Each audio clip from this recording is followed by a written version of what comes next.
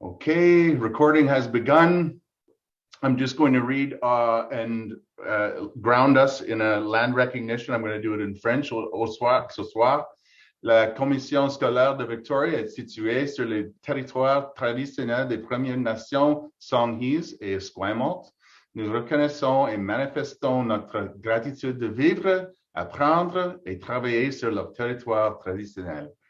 En anglais, in English, I would say, I'd like to recognize Songhees and Esquimalt nations on whose traditional territories we live, we learn. Tonight we come together to discuss, celebrate all things late French immersion. So, plan for this evening. Introductions, Madeleine and I have introduced each other. We have over 60 people in our room together tonight, so we won't be doing those introductions. But I'm really glad that you're here with us this evening.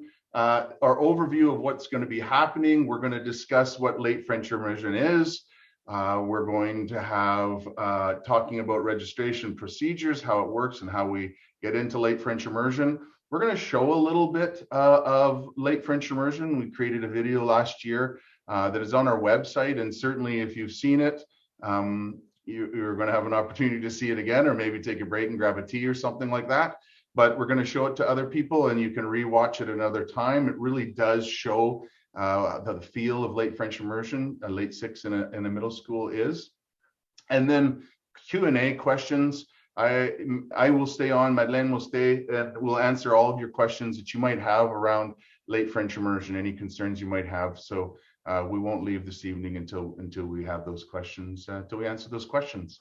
So with that, program overview, can I pass to you, Madeleine, just to talk about program goals and what to expect? Yes, you bet. So like I said, I've taught late immersion for many years, and the program goal for French immersion in general is to give students, non-Francophone students, primarily, the chance to live and learn and in French, all their subjects, and become bilingual. And so they do all of their subject areas in French. And in the case of late immersion, the goal of late immersion is to provide that second opportunity for students to enter the French immersion program. As you likely know, they may have had an opportunity in kindergarten and grade 1, which may or may not have worked for your family. And this is a second opportunity to say, hey, I would like a chance to learn in a second or additional language if you already speak another language at home. Students learn all their subjects in French. And so what grade 6, if you can back up, Sean, just a moment, what grade 6 looks like is starting at a new middle school, just like any student would start at a new middle school, except you're starting in a new language. And so that can seem like an extra layer. But the nice thing is you're starting with a cohort and you're with the whole group, and everyone is in that situation. Everyone that's in that late 6 class is, basically learning French for the first time. They of course have had exposure to French in grade 5, but we don't expect them to necessarily come in with much in the way of language skills, maybe just a keenness and an interest in learning more. When they first kind of come into grade 6, the first few days are, really basic French, learning how to greet each other, learning how to say basic things. You start with small, learning how to say direct things, and we go towards more complexity, like describing things in science and emitting hypotheses in science, sharing their opinion in a socials class, talking about an activity in a PE class. So we're really kind of building up that base language to prepare them to go into the subject areas. So in the first few months, it's really 100%, French to allow them to be able to start in those subject areas. Now, when I say that, in theory, the teacher's doing French all the time, but I'm quite sure that in a lot of those classes, the teachers are well aware that those students are starting in a new middle school, in a new language. There's so much new peers. So they're going to ensure that what they're doing, that there's enough English in there just to help those students feel secure and comfortable. It's mostly in French, but there'll be enough kind of point de repère, like waypoints, so that the students feel like they know what's going on. It's kind of amazing to see how quickly they progress. And of course, students all learn in different ways. So some students might be parroting quite quickly and responding in French, while others will have a much longer wait time before they start speaking in French. And it's all normal, any kind of way of learning a language. is normal, but it is pretty neat to see the progression throughout the year. So that's kind of what to expect in grade 6. All of their subjects are in French except for when they go to exploratories, like the wood shop would probably be in English, or if they go to band, that would be in English. All of the core subjects are in French, and that's the same for grade 7 as well. I can move on to grade 7, 8. Sean, I don't know if you want to add anything specific about grade 6. No, nothing. Just to just reiterate how impressive it is and how quickly that language acquisition, when you're talking about December, when you walk into a late French immersion, how just impressive how much French there is already in 4 months. It always catches me off guard every year that it happens. So that's the only thing I would repeat. But jump to 7 and 8. Yeah, so grade 7, they continue on with their same cohort. The one thing that's kind of neat about late immersion is they're one class in each school. So they're one cohort, that's grade 6 and then grade 7. Having said that, I know that in many of the schools, they try to find ways for the students to connect between French classes, early French and late French, knowing that they'll blend together in grade 8. That may or may not be the case in the school your child ends up applying for. And then other opportunities to meet kids in other classes through band, sports, all that stuff. So they have a chance to connect with other kids, but they have their kind of cohort. They go into grade 7 together, and they continue on in their subject areas in French, and of course, French language arts. There aren't English language arts during those 2 years because they're doing so much in terms of literacy, and there's a lot of transfer. So there's no concern about that. It's just to give them more time in French. When they move into grade 8, they join. So the late immersion students that go into grade 8 join the early immersion, and they're just in grade 8 French immersion. And they all, the grade 8s, I've taught grade 8 many times, and it's not to say, are they stronger? Are they, better prepared, less prepared? There's often a diversity in any class, but they do just fine. And I think they realize fairly quickly that just like their early immersion peers, like everyone in French immersion makes errors, and that's kind of how you learn.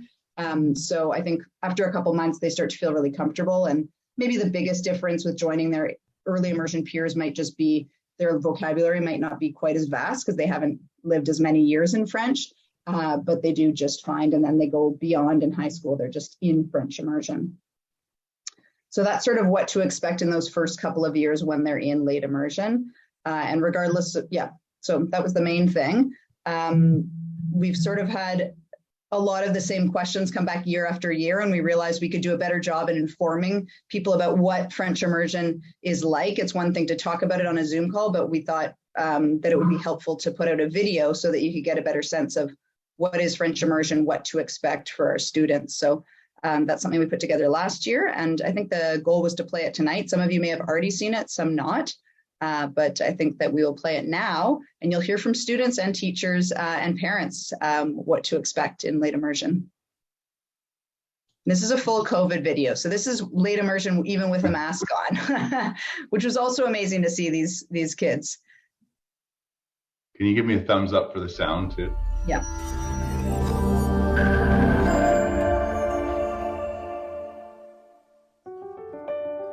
Late French Immersion is a program for every student who is motivated and engaged to learn in French. The student needs to want to do it. Having that thirst for language, I think, is definitely one of the criteria. And the others is, students who aren't afraid to try something new. I've always been amazed by different languages, and I think that was the first choice that I kind of encouraged my parents to let me make for myself, to put me in that program, because not only would it help me in the future, but it would help me now. Teachers understand that language is new and that might be daunting, so they really take that extra time to create kind of an inclusive, safe learning environment where the students are going to feel okay, trying new things, taking risks, making mistakes. I was a little bit nervous to start, but we're taking it from little steps and then to bigger steps. Everyone was a beginner, so you didn't really feel left out that much, and everyone keeps improving at the same time. The teachers support you the entire way. You learn lots of French. It feels really easy once you get the hang of it, and it's not that hard to learn the language at that pace. We don't slam them with all French immediately because we know that will stress them out, and so we do a lot of interaction, games, lots of communication, lots of repetition, so they really build a good foundation for the rest of the year. Il voit la neige, il sent le froid, et il dit, je suis très cool, je porte les lunettes de soleil. Oui? Oui. Lunettes de soleil. Oui, Billy est cool. L'homme géant n'aimait pas Billy. Billy est très triste. Late French immersion students stay together for grade 6 and for grade 7, and then in grade 8 they get to join students who've been learning in our early French immersion program. This is a really exciting experience for many students because they get to see just how far they've come in the last couple years and how well prepared they are to integrate with other French immersion students at that time. Billy met un bleu rouge. Je ne pas porte les gants. It actually can be quite validating to them that they've only been in French immersion for 2 years and they're able to learn the same subjects, talk about the same issues, and hold their own. Parents often ask me how they can help their child in late French immersion if they don't speak French. I think parents often expect that they have to help their children all the way along. And here's the thing, it's not expected that you or your child speak any French at the beginning of grade 6 late French immersion. The best thing to do is to support your child. Take interest in your child's learning. Whether you can read the French or not, or understand all of the French, your child will be excited to practice with you, to show you what they've learned. Open-mindedness and support is really the most important thing. So if they feel your support and know that you're behind them, that's what matters most.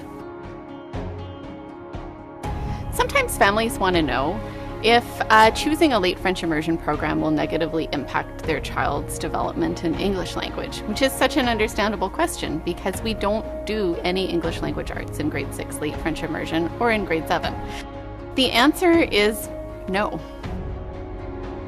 There are lots of other opportunities in one's day to speak English, and the language skills that they develop in French just build upon their language skills in their first and maybe potentially the second or third language as well.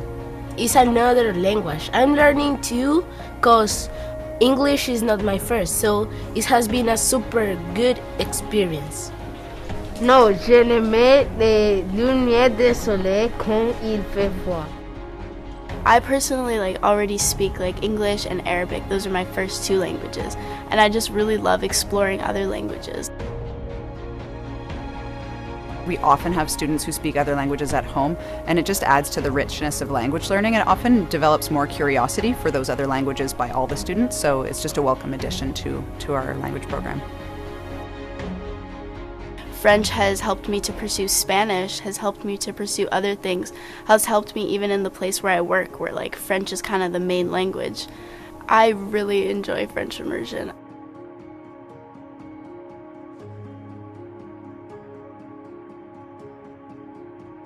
It's a magical experience to see how far they come in such a short period of time.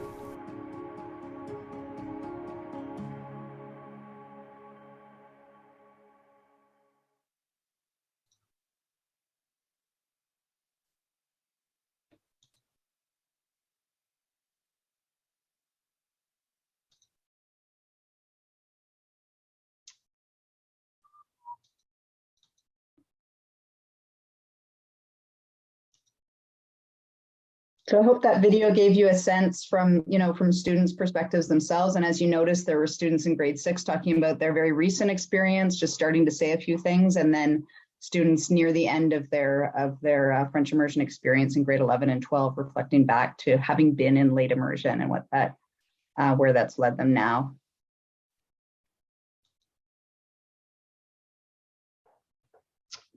Thanks, Madeleine, and thanks for your cameo in the video. I also want to recognize at this point that that we had thank the staff and the students at Shoreline Middle School and Arbutus Global Middle School just for participating in the video. They're probably not here tonight, but I just want to recognize them for doing that video just recently. So thank you.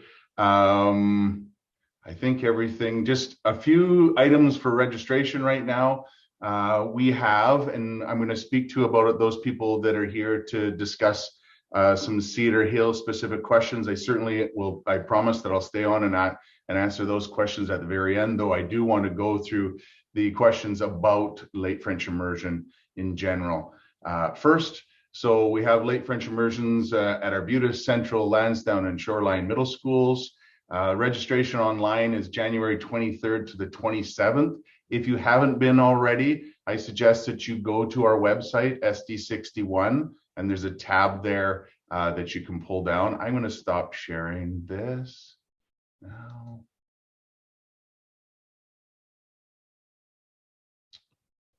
There you go. Madeleine, what screen can you see on yours? I've got the two. I just put up the slide deck back up. Is that okay? Yeah, that's fine with me. Okay.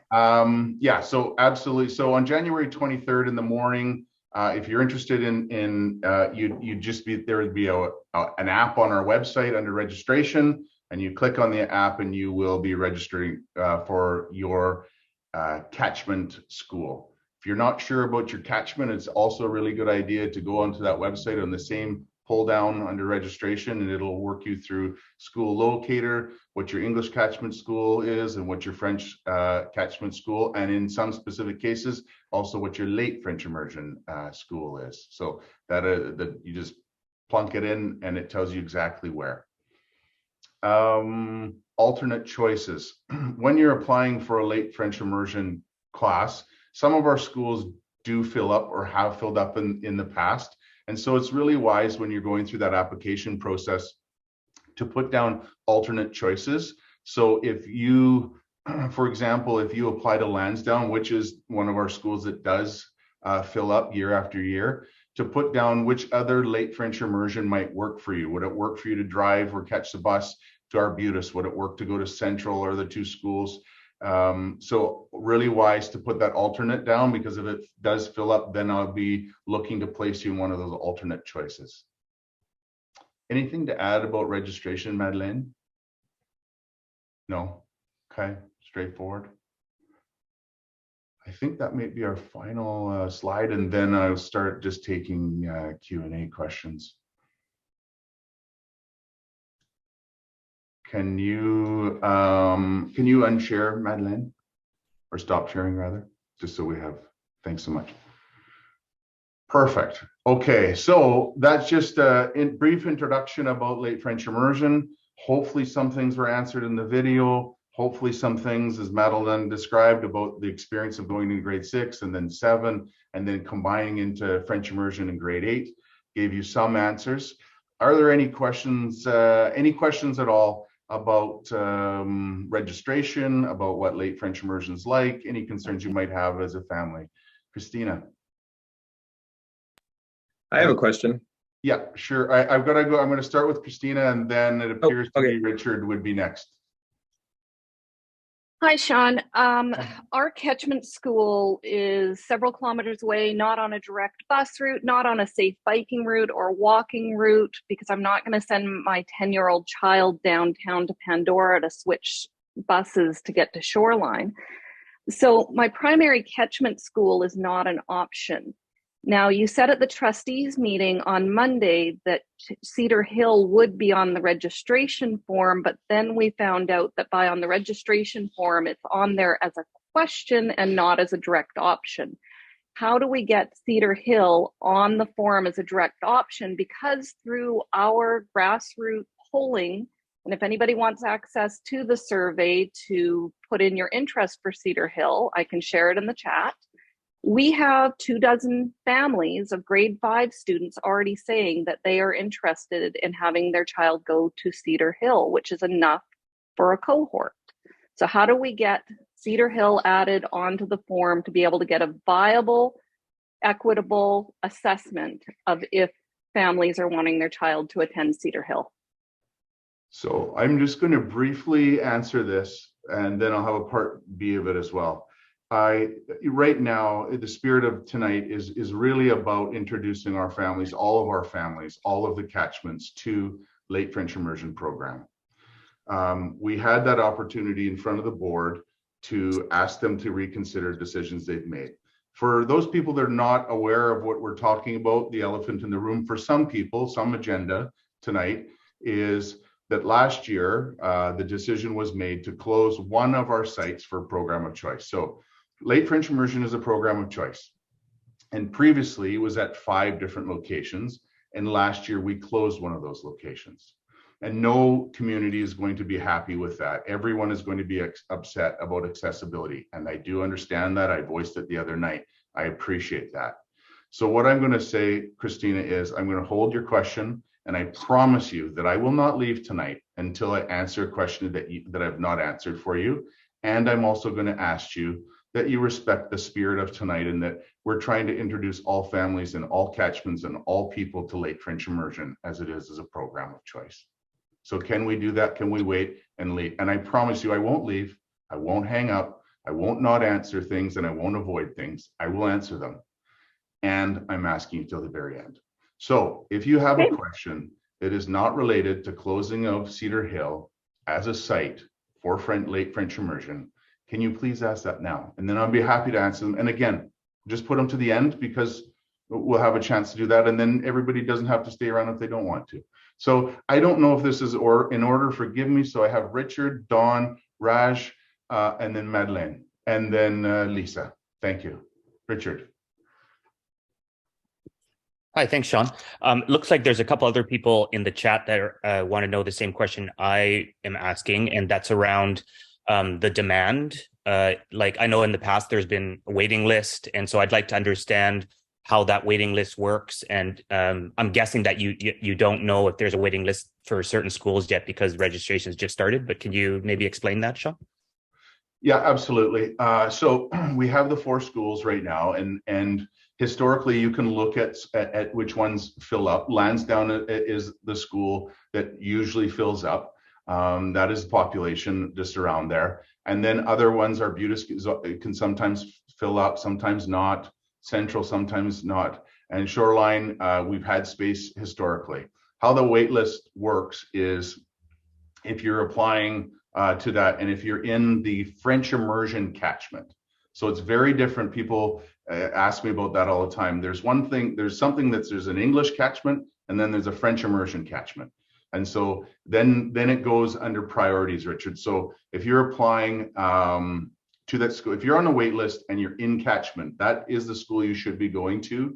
You're at a higher priority, and it gets lotteried by all of those people. And then it goes down. So first of all, it would be in catchment sibling. That probably won't come into effect, but in catchment, then out of catchment sibling, and then out of catchment. And sibling can be a student in English or French, late French or early French, it doesn't matter. If you have a sibling in your catchment school, you're at a higher priority. Those priorities can be found on our website as well under registration guide if you look for that or search for that. Can you give me a thumbs up if I answered those questions? Yes, you answered it. I just have a quick follow-up. So with the sibling catchment, does the sibling need to be at the school, or they just needed to go there at one point? No, they needed to go to the school. I know that's when one sibling's leaving, it doesn't count. If they're going into grade 9, it no longer counts at the middle. Great question, though. I have Dawn was next, and then Raj, and then I'm going to try to pull some chat ones up as well. So our daughter is currently in SD 93, which is the Francophone school district, and she's going into grade 6 in the next school year. So we haven't been guaranteed a spot in grade 6 for her because of registration. Our school is Beausoleil, so they don't actually have space for a grade 6 until they know if they don't have enough kindergarten registrations, then they say they could open up a grade 6. But in the meantime, I'd like to register her at SD 61 in French immersion. Of course, like she's been doing French since kindergarten, so it wouldn't be like it's just a little unclear to me how I should register her, if I should register her as a student who's new to SD 61, but also in French immersion, as if she had been in French immersion from kindergarten. So I wasn't sure, if I need to register her as late French immersion or how to do that. Yeah, perfect. No, if she's been in 93, she'd definitely be going into early French immersion. And so you're certainly welcome to stay the rest of the night, but a lot of this will be focused on that late entry. What I would say is, Madeleine, would it be too much trouble for you to put in the chat just for my email and to share that with everyone? And Dawn, you can reach out by email and then I'll help you with that process. Okay, so you'll be, and the very fact that you live in Greater Victoria, or even if you didn't live in Greater Victoria, you can apply to one of our early French immersion schools. Okay, thanks so much. I have Raj and then Madeleine, and then I'm going to do some chat ones, and then it'll be Marie after that. Raj, I don't, forgive me if I haven't said your name correctly. Yeah, you're fine. And Richard asked my question. You answered it perfectly. I just don't know how to lower my hand. Okay, okay, gotcha. Madeleine. Yeah, I was just going to direct you to the chat. I believe you've answered some of them. Do you expect there to be a waiting list to get in? And when can parents or guardians expect to find out if their child's been accepted? It's one of the questions in the chat. Yeah, it happens really fairly quickly afterwards. I'm just pulling up my dates here so I'm not misquoted on them. So we have late French immersion. The registration is the 23rd to the 27th. And then we try to let everybody know before February 6th, because if you are on the wait list or you don't get into late French immersion, and then you have to know, am I going to my English catchment school? Am I going to seek out a transfer? So it gives you a little bit of, it gives you some time. So you will know if you're on a wait list or you've been accepted into late French immersion before February 6th. Okay, any other chats that we missed? Yeah, and someone was just wondering how people are selected. I think you did mention that it is a lot, like there's the placement order, but then it also is lottery. Yeah, so each of those levels, if you're an in-catchment child in French immersion, and let's say that there's 7 in-catchment children that are on the wait list, you get put in a lottery and it spins it, and then it gives us order of acceptance. And every year, without a doubt, without exception to all the schools that we worked with, we always have people change their minds. And so people will phone and say, you know, I've decided actually we're going to go to our English catchment school for the following reasons. And then I'm phoning people on that wait list. There was a question about what time the registration opens on the website and whether it's first come, first serve, and it's any time during that week, right? But it's always nice to do it one of the first days, because then if you have a problem, you can contact someone. Yeah, it might be, it's during that week, the 23rd to the 27th, there is no first come, first serve. It's all done by lottery. And for those who may have been here or enrolling children in school for a long time, it's way better than the lineup outside the schools. I know when I was a principal of Lansdowne, I would meet parents there at 6 a.m. every time we had a French immersion registration. And I think this is far better to do it with a coffee in the morning. So yeah, there's no rush. It just gets all lotteried. Any others from chat, or should I move on to Maria? We can go back to the chat maybe. There's a few more, but maybe take a few questions and we'll go back to the chat. I'll read them. Okay, sounds good. Maria? Hi. Hi. Hi. Hi, I think you partially answered our question about changing one's mind. That's what we were wondering about. Let's say we do get into our catchment French immersion, but we do change our mind later. We were just wondering how that affects our child's placement at their English catchment school. Is there still a spot there, or how does that work? Yeah, there's still a spot there. I'm gonna take your question and piece it off into different things, but yes, there's still a spot there. We really do try in our district. We're a catchment district, so if you're a catchment student, we really try to get you in your catchment school. So I'll just use Central. If Central is your French catchment and it's also your English catchment, if you decide at any time before the school year starts, we really do try to have you stay in your catchment school. In fact, I don't know of an example when we asked you to leave. So yeah, it's making the decision. Now, having said that, it is important to try to make those decisions about, you know, is late French immersion for us? And I highly recommend that you involve your 10 or 11-year-olds that are considering it. The number one variable for me, this is an opinion, but if your children would like to be part of late French immersion, That's an important piece. And it doesn't matter if maybe they've struggled in school up until this time. If they're passionate, if they're dedicated and they want to be in late French immersion, it's a determining factor for them being successful. On the flip side of that, and I've had a number of families, it feels like it was the parents' idea and the kid didn't want anything to do with it right from the outset.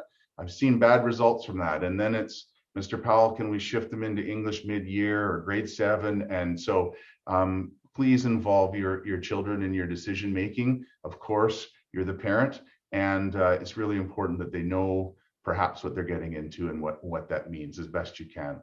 So I hope that answered your question about the catchment. Perfect, great, thank you. Ivana. Sorry, I just had to unmute it. No so I don't believe you answered this question yet. I've got fraternal twins. We're a couple years out from middle school, but I have one child that I think I'd like to put in and one child that I don't think I will. Yeah. When I did French immersion when I was young, my brother was able to go to English classes in that school. Their English catchment would be Colquitts, but French would be Shoreline. So could I send my other kid to Shoreline just so I'm not doing 2 drop-offs unnecessarily? Yeah, we would endeavor, we really work hard to have twins stay together. We really work hard to have siblings stay together. And this is a great example, and I'm glad you chose the schools you did, because your English catchment is Colquitts, correct? Yeah. Okay, and so both your children would be going to Colquitts unless one of them chooses that, or you choose with them that they would like to be at Shoreline, in which case they go to Shoreline. And then we would have to put a transfer in to Shoreline for your other child. Now, having said that, and this pulls back to a question that I heard earlier, was if the twin is applying to Shoreline, they are now a catchment. They are now a sibling. So a sibling bumps up higher. So that process, it helps your chances. It doesn't guarantee them, but it certainly helps them. And then therefore we try to have those siblings stay together. Okay, thank you. So it's not a guarantee, but it's something we really, we do endeavor our best to have happen. Okay. Okay. There's a few more questions in the chat that I can read out, Sean. Okay, please, yes. So Andrea's wondering, do they begin taking an English class again in grade 8, English language arts? Yes. Yes, they do. Is there a French language trip, and does each late French immersion school offer it? Do you want to answer that one, Madeleine? Yeah. Sure. There may be a French language trip at your child's school one year, and there may not be. Over time, sometimes teachers take on a trip, and then sometimes it doesn't happen. Of course, with COVID the last few years, there have been no trips, but this year there's going to be a French trip to Quebec in 2 of the middle schools. Will it be the following year? Hopefully, but we don't know. Might it be in other schools? Maybe, but it really depends on that school community. And so it's not necessarily something that's guaranteed for every child in every school. It just may happen in that school. And then just to add on to that, Madeleine, as well as those trips, and well, they're fantastic for students. They really are. That experience of going to a French-speaking community. I had the opportunity to do it when I was in grade 7. They're amazing, and they're an amazing amount of work as well. And so should you wish to have that in your French immersion school, if you are part of the late French immersion program, then I would just suggest that you're an advocate, but also someone that would support it as well, because it's a lot of fundraising and work and organization, and I'm sure you can imagine all the rest, but thanks. That's why my hair is all gray now. It wasn't in the video from last year, but now it's gray. That's why. No, just kidding. Is there a priority for families who speak French at home? Absolutely. Well, let me rephrase that question if I can. We do have some families, some of our children and their families, one of the parents is francophone, or they speak French, or they themselves were French immersion parents. So I suppose that helps a little bit in that you can converse a little bit. But the question that we get more often is, I don't speak any French at all. I can't read it. I'm not sure. I had one comment, it's been since grade 11. Oh man. And I get those. And the comment that I always say is, you can, the best thing you can do is show an interest in what they're learning and have them then become the teacher role and walk you through, like, this is what I'm doing, and speak to, you know, have them speak to you in French and have them teach you. But just show an interest. What did you learn today? Tell me how to do this. How do I say this? All the rest of it. You can be a non-French speaker and be a huge support to our students, particularly when we're talking about late 6 and late 7. When it's an intensive, it's language acquisition, but it is fast. And there's going to be a learning, and you're going to have some tired 11 and 12-year-olds.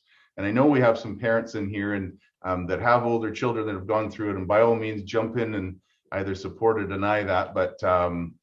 But yeah, you can certainly support kids without being French speaking. Yeah, so there's no expectation that someone speak French at home. And I think the question in this particular case, I think this question was, maybe is there a priority for registration if you're a French speaker at home? Okay. And in that case, it's not a priority. That would be a Francophone school board that gives a priority to French speaking families. This is not expecting you to speak French. It's an additional district choice program. Okay. So it's not a priority for, yeah, you don't get prioritized registration. Okay. I don't want, because you've got them in Lanier, like you're going, I don't want to miss any. So keep going if you. Yeah, or I see that Marwa has a hand up. So why don't you go to Marwa and then I can read these. Hi. Hello, Marwa. My name is Mohammed. And our native language is Arabic. And we have been here for 2 years at Frank Hobbs. And my child will go to Arabiutas. And regarding my question about the child that choose English language, because we didn't speak French at home. How they learn, or what's the strategy to improve their French language? They choose English, but I need her to study French to be good in French. I know that French for us it will be hard a little, because no one in home speak French, just Arabic and English. So what is the strategy? How is there a program to improve the French other than their study? Thank you. Okay, I should start with Salam alaikum. Alaikum salam. Okay, I was a mudir in an Arabic speaking country, so I learned Arabic really, really quickly. And I won't hurt your ears with it. I would say again, Marwa, to show interest, to ask them to teach you, to be learning with them as they're learning a language.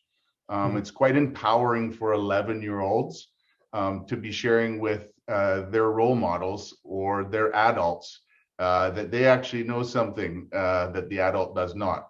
And of course, the usual things like, I'm going to need to turn off the TV. I need to take your device. I need you to stop talking to your friend, whatever it might be, all those things that we do as parents to make a learning environment at home so that they can focus when they do have things to work on. But I will also say, and this comes from speaking and working with a lot of late French immersion teachers, they do a lot of intensive work during the day. And I think less homework goes home than perhaps if they were still in a 6th English class, just because it is a lot of work. Your child will have English at recess and outdoors and all those things, and on the way to school, French in class, and then at home it will be a mix of 3 languages. So pretty tired at the end of the day. But to support, just to be interested, supportive, and just helpful.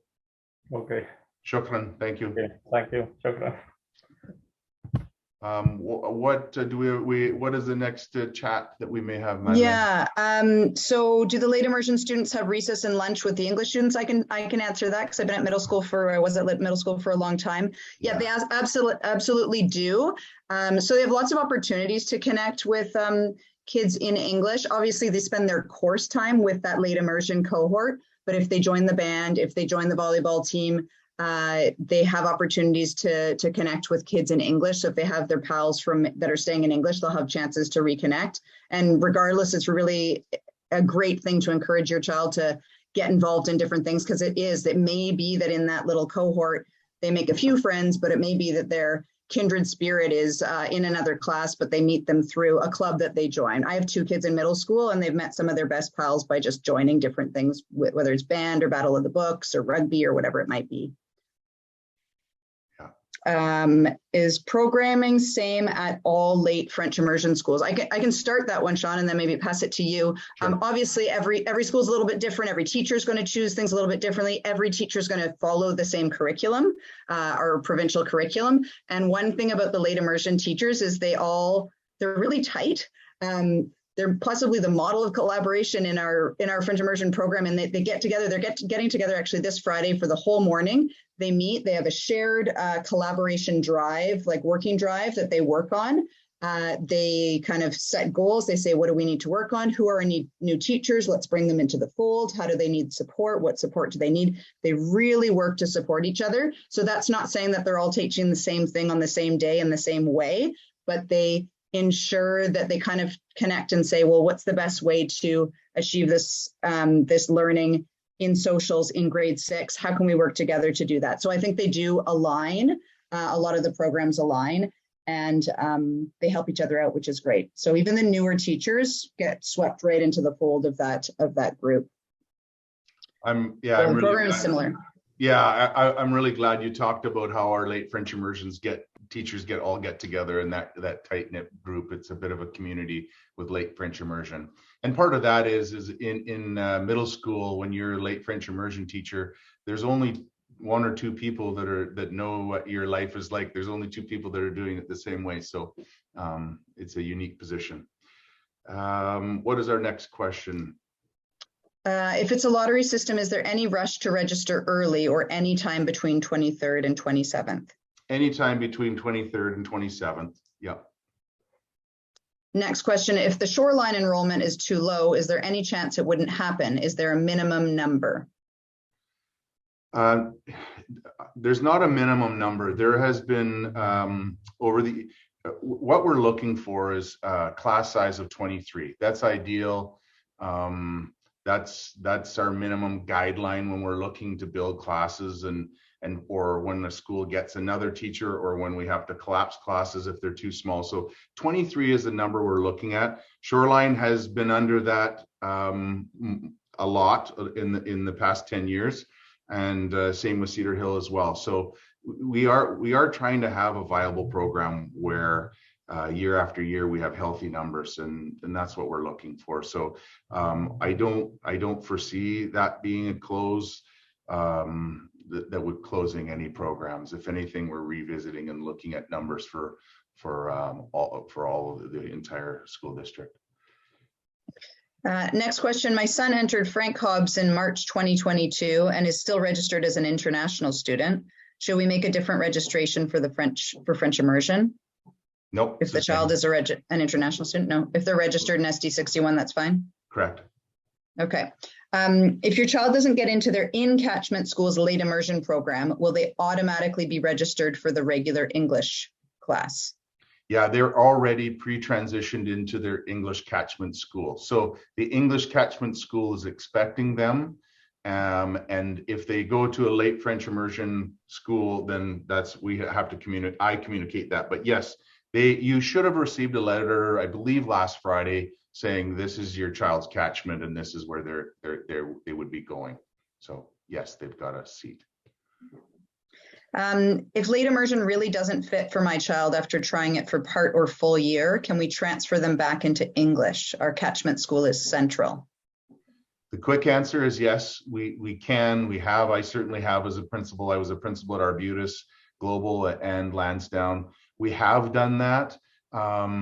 You know, I work with families and parents, and we try to push back a little bit, because for some students it is difficult at first, and it's challenging, and so push a little bit. But when it gets to a place where we, as the learning community, so to speak, when we think that it's detrimental to learning for your child or their spirit, then that's when we start talking about, okay, perhaps this was a misstep, and we got to revisit and look at English classes and where we would fight. So the short answer is yes, we can. It's a big decision. I appreciate that there's set over 70 people here tonight, and because it's a decision you don't take lightly. I get it. Next question, do they have to continue to go to French immersion high school? If they go back to English school, would they be short on their English vocabulary to be back? Would there be kind of lagging skills there? No, there's no lagging skills in English when they get to secondary school, even though they didn't have a focused English class in 6 and 7. There's a lot of arguments, a lot of research papers that they show why this might be. That the work on language and patterns in language is maybe the argument why it's actually strengthened their English knowledge. But we haven't had that feedback over the years that it impacts their English, their ability to be successful in English class in secondary school. So. Hi, thank you for explaining how interest is a deciding factor, and we took from the video that being a passionate learner and wanting to go try new things is helpful. My daughter and I are wondering if there are any other qualities, factors that might help decide if late French immersion will be a good fit or not. For example, learning styles, interests, subjects that students enjoy or don't enjoy. Thanks. I can start that, Sean, and maybe you can jump in. I would say in a given late immersion class, we're going to have all sorts of learners. There's kids who are just totally not afraid to make any error, and they love to talk, and they're going to say things in French really quickly because they just love to talk. So they're going to try new things and take risks. There's kids in late immersion who don't want to talk much at all because they're a bit more worried about making errors. There's really outgoing kids. There are kids that are more into reading. There are kids who love videos, kids who are super active. There's a whole diversity. So I wouldn't say that there's certain attributes that lend themselves better. It's just different styles of learning. And I think that we need a diversity of students in late immersion. I think the main thing is if the child really doesn't want to be there, then that's really, really tough for the child and for their learning. But as long as they want to be there and there's a certain level of engagement, then I think that they're a good candidate for late immersion. I don't know if Sean, if you want to add anything. No, I couldn't have said it better. Thank you. No, that was good. And the teachers are going to work with them to normalize that. It's really normal to be making errors. It's normal to even feel a bit worried when you're speaking, right? So they help the students to normalize a lot of those feelings that they might have. Next question from Nissa. When I applied to late immersion as a student, I had to fill in a questionnaire as a student going into grade 6 late immersion about why I wanted to be in French immersion, how I felt about making mistakes. Is there a student-driven portion of the registration process? So this kind of goes back to that previous question. And so maybe, yeah, one of the reasons we're asking those questions is it was a little bit different back in the day where they'd say, this is who should go in late immersion. And we're realizing that's not very inclusive, but it's also, we don't just want certain types of learners to learn languages. We want all people to have the opportunity to be bilingual and to learn languages. So no, that isn't, I mean, certainly that conversation happens with all the students once they're in French, building that kind of being more comfortable with taking risks, talking to each other. That'll be for all the students once they're in, and not sort of saying that this is, you know, your registration is determined by whether you fulfill these criteria. Anything to add on that, Sean? No, just to say hello, Nissa. We've been on a committee before, so it's nice to see you here. iPhone, how is a child's feedback shared with the parents? Is the assessment in English and French? It is in English. We recognize that many of our, or if not most of our families are English speakers. So their assessment and the feedback that you receive from grade 6 will look very similar, certainly in the language that you receive it in late French immersion. How many students will continue their English immersion? Will continue their English immersion in high school? We got it. Thank you. I caught it as well. You know, Madeleine and I were actually speaking about this earlier today because it is one of the data sets that we have. We show that we have students leave French immersion in grade 5, and we have students leave French immersion in grade 8 as well. And those are the two times where we lose French immersion students out of our program. And we were more thinking about, okay, how do we shift that, or what can we do? And what are those numbers? I don't have the exact percentage or number for you tonight, but I can say that it is a number of students that choose it for a whole variety of reasons, and I'd like to get those reasons. It used to be that I could ask my grade 8s in the hallway if they were leaving. I'd ask them why. So I don't have that. I'm sorry.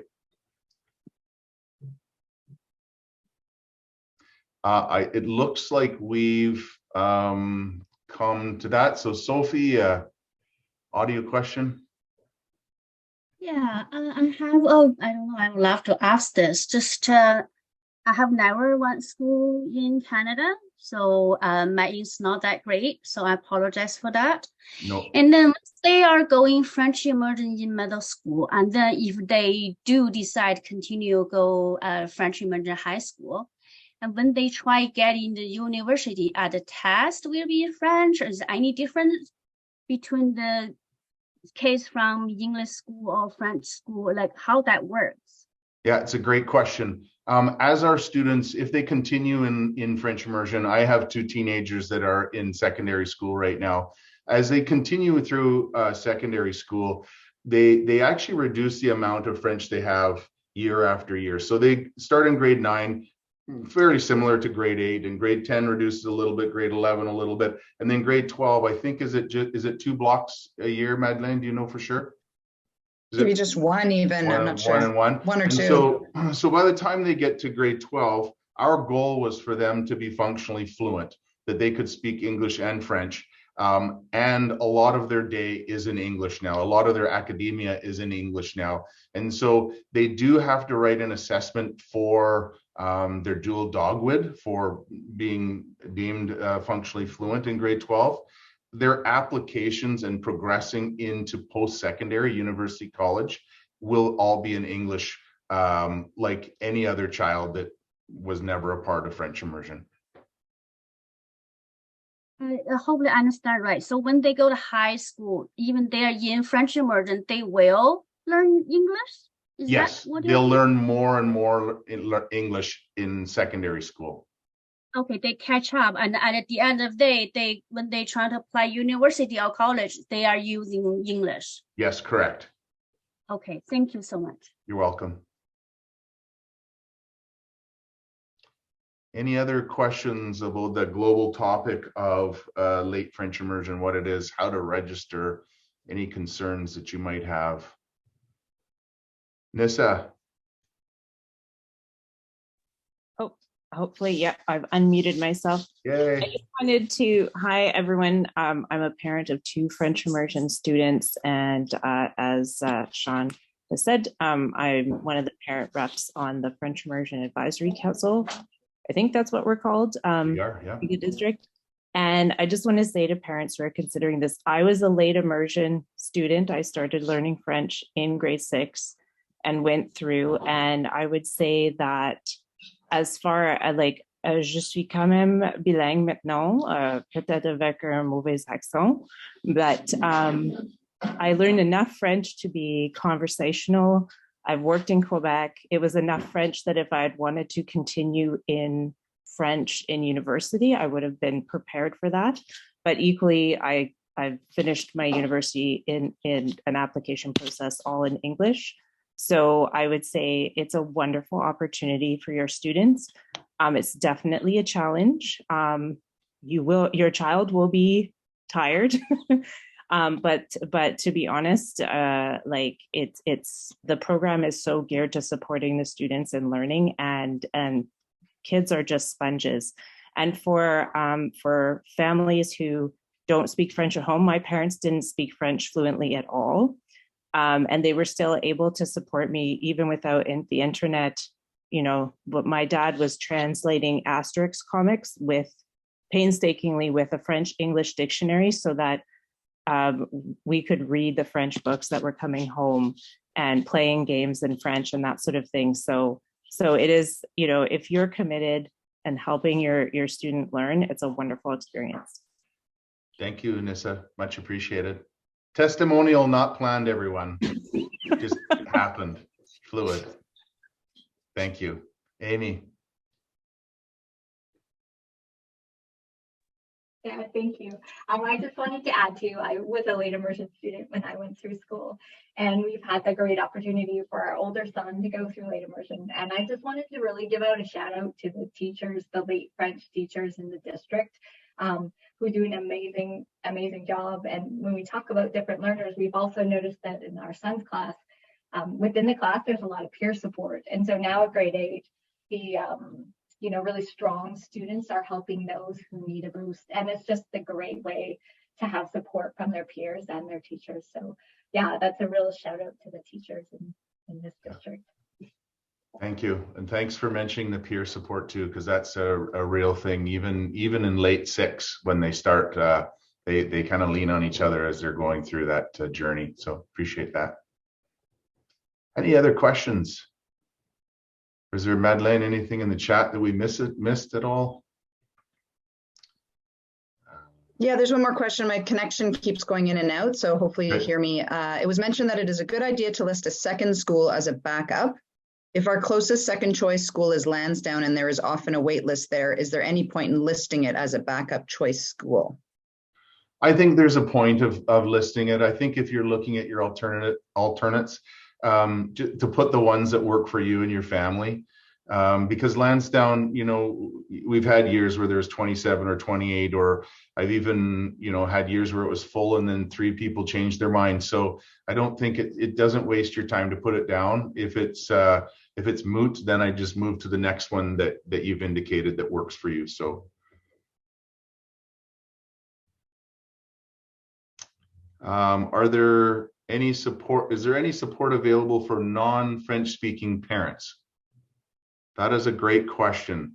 I'll start, Madeleine, and then you can weave in, especially if you want to talk about maybe the phone call you had today, Société, like if you want to talk about Francophone in Victoria. But I'll start with in bilingual middle schools. Oh, you really are cutting in and out.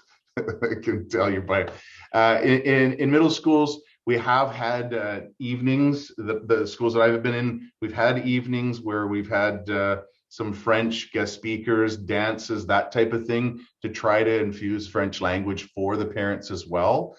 We don't have a formalized class though, like an evening class that goes, every week. And Madeleine, can you hear me now, or is it still off and on? Okay, we'll leave it there then. It's off and on for my partner. Max number of students per school. It has always been 1 cohort, and the max number of students is 29.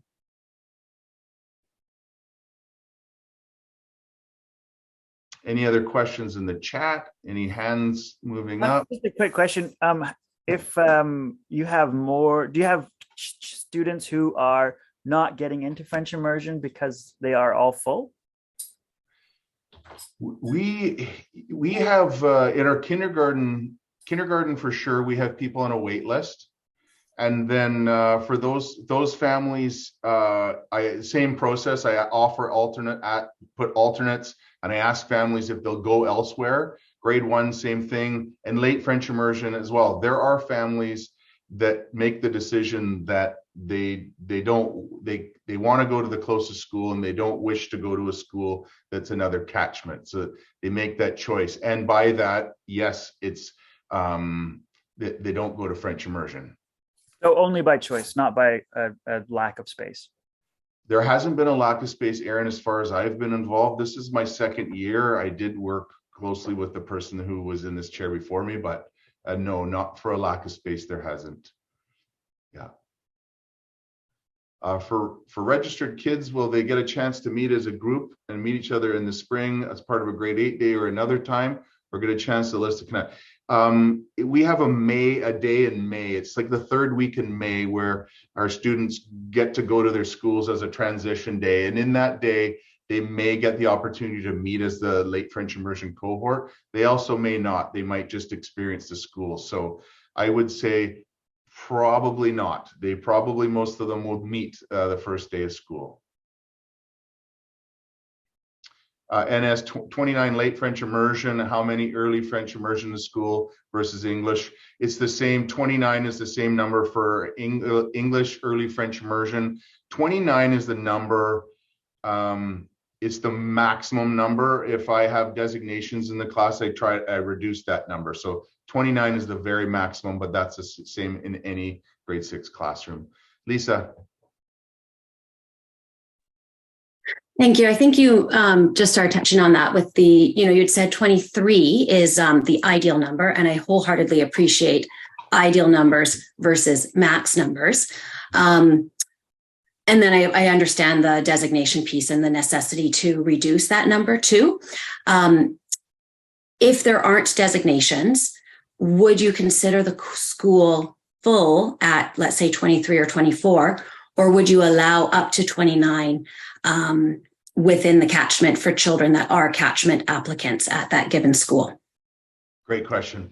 Yeah, as many families that would like to be a part of the French immersion at that school, we will go up to 29.